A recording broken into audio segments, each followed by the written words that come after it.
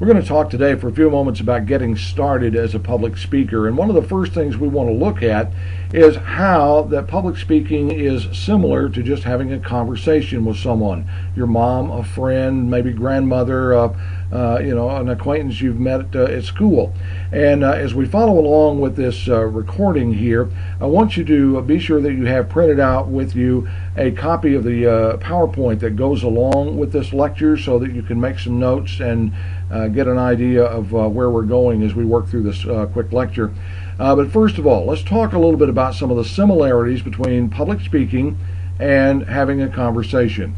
The main thing, or the number one thing, is you're going to be thinking and speaking logically.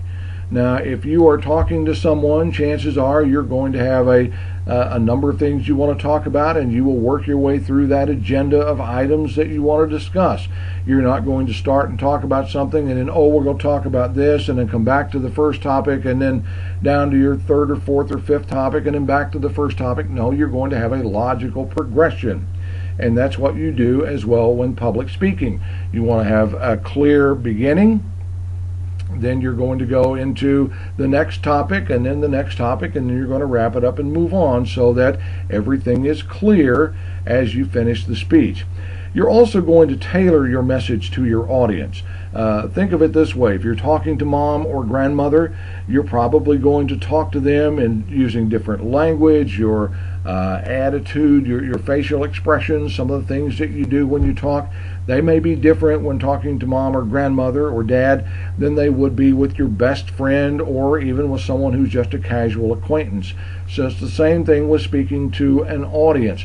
If you're talking to a group of 7th graders, you're going to talk to them one way.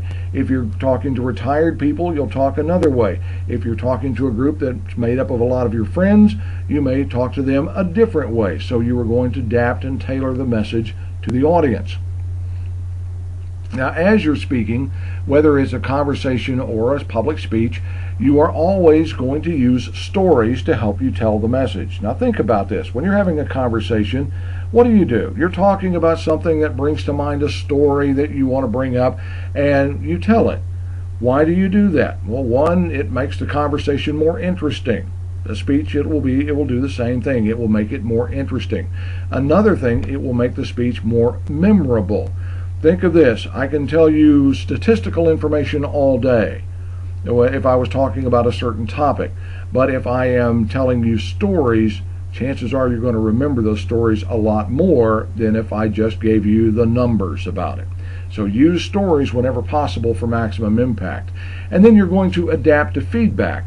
If you are talking to someone and they give you a questioning look, then you may think, well, they didn't understand what I said, and you're going to repeat yourself or try to explain it better. Do the same thing when you're speaking in public. You look at your audience, you will see how they're responding, and you will adapt your speech accordingly. Now, how is public speaking and talking, holding a conversation different? Well, first of all, public speaking is more highly structured. With a conversation, yes, you may sidetrack a little bit and go off on a tangent about the topic you're discussing. But if you're having a public speech, you do not want to do this. You want to stay on task, on track as much as possible so that you make sure that you get all of the information out that you want to get out and that you don't confuse the issue. So that it's more highly structured. It's going to require more formal language. You want to make sure that you're very clear in public speaking. If you're having a conversation with your best friend, for example, you may use some jargon or some slang terms that are common to your age group. Well, if you're talking to a group of professors or a group of retired people, they may not understand that. So your language is going to be more formal. And then it's going to require more different delivery methods when you're public speaking. One-on-one speech, we're just talking one-on-one. The delivery method is from my mouth to your ears, and then your mouth to my ears. But if you are talking in public, the delivery system may be a public address system, where your voice has to go through a microphone, through an amplifier, and out through speakers. So you have to understand how you are going to deliver that message and be able to use those different systems. Now, the speech communication process, if you've had any communication courses at all in the past, you'll know that you have a speaker, and your comments are your message. Your channel is the voice or the PA system, or however you use to transmit your message to the listener, and the listener, of course, is receiving that information. You have feedback. That is going to be the comments that come back to you, or the non-verbal gestures, the smiles, the nods, the frowns, the questioning looks. Those are all feedback. And then you have interference and the situation to deal with as well. Interference would be the baby crying in the back of the room, the lawnmower running outside the room. The situation would be, are you in a classroom? Are you speaking in a giant auditorium? So what kind of a situation do you have? Now let's talk about frame of reference for just a moment. Frame of reference is the sum of your knowledge, of your experience, your goals, your values.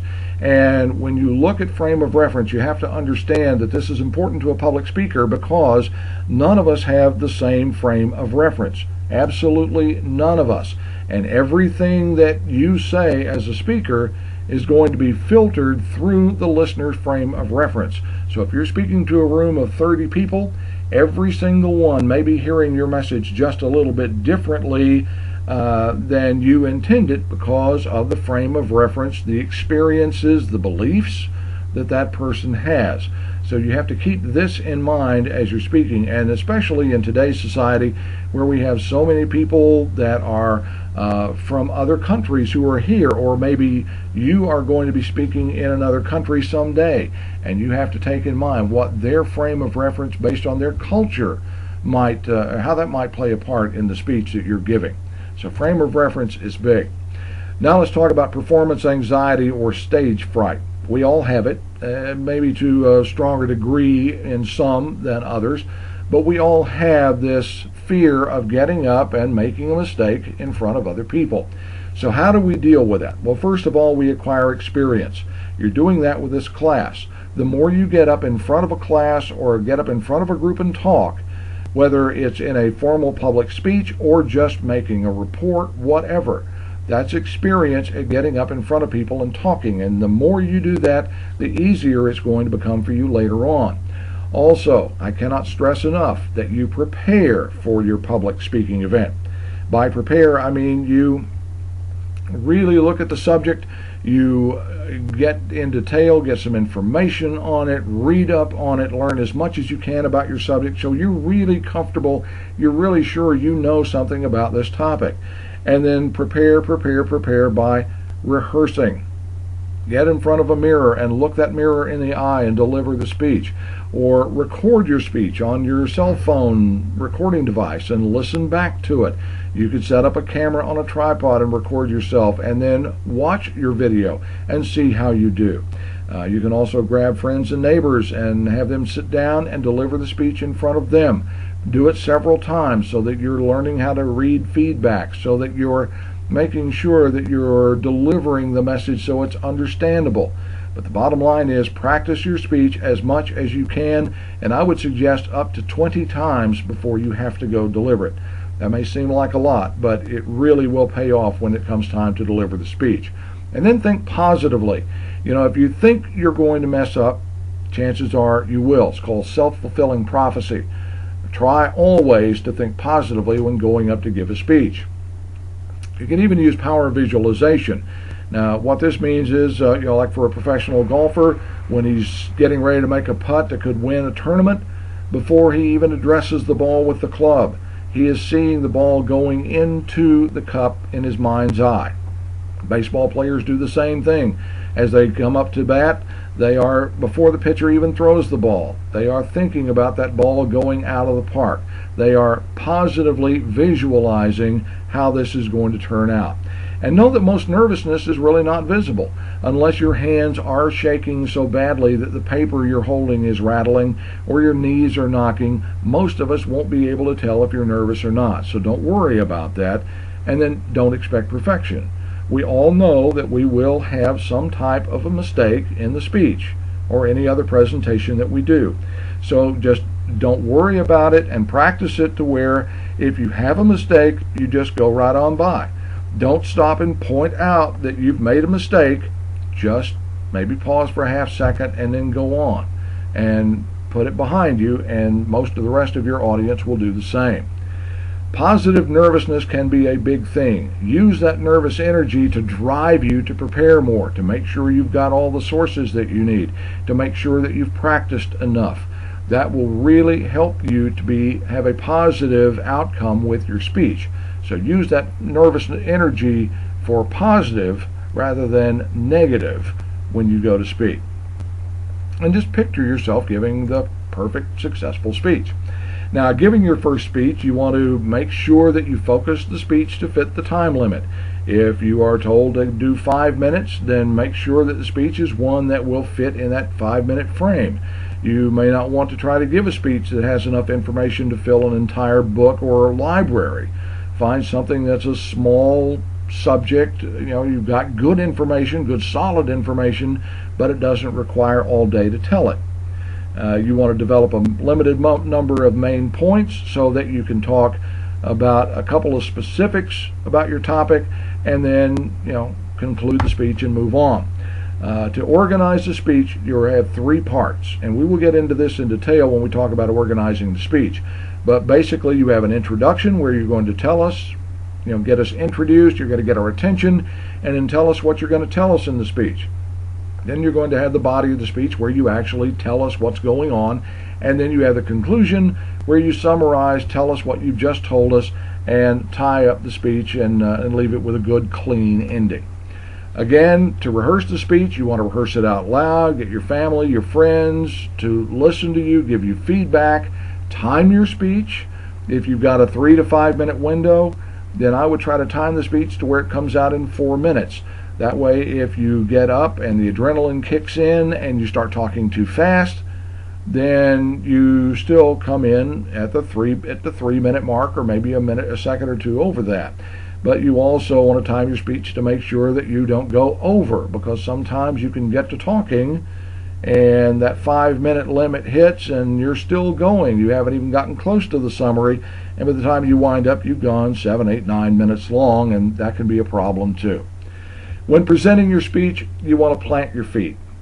And I don't mean you want to plant your feet to where you look like a board standing up there, but you want to be firmly standing and not rocking back and forth or moving up and back or whatever. If you have movement, that's fine, but you want natural movement, not nervous movement.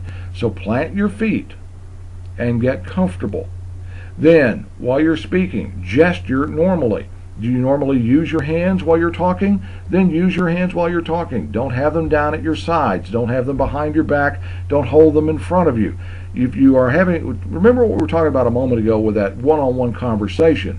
If you're having a one-on-one conversation, chances are you are gesturing. You are using your hands. You're moving your head. You're using facial expressions. Use all of those gestures as you would in a conversation when you're speaking publicly, because this makes it look more comfortable for you, and it also makes it look like you're in control.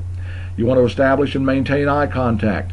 You want to have eye contact at least 80 to 90% of the time, and that means looking at individual members of your audience directly in the eye, so that you're establishing a rapport, you're establishing contact, you're establishing credibility.